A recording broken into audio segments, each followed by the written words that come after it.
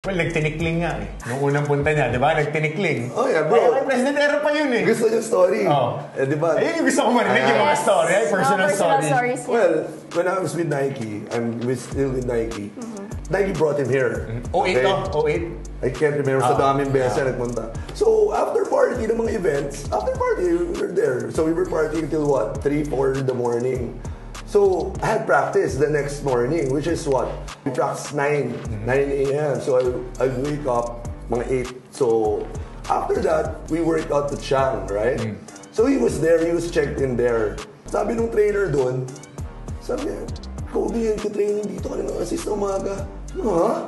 6 in the morning? Sabi ko, bakit? Sabi ko, kakahiwalay lang namin na. Kakauwi niya lang doon. Sabi mo ko, hindi natulog. So it's like, from the bar, from the party, from the after party, we went straight to the gym. Imposible natulog yun ng isang oras, bro. Bomba lang, bomba. Malabo, di ba? Yan yung mga kwento ni Tim Grover eh. Tsaka yung talagang full workout. Ang sinasabi nga nila, pagka sumama ka kay Kobe ng gimmick, siguraduhin mo na pagka kinatok ka niya kinabukasan, sasama ka din sa workout niya. Totoo yun. And that's one of the strength and conditioning coaches that really I look up to kay Tim Grover. He was a trainer of Jordan, and then he was a trainer of Kobe.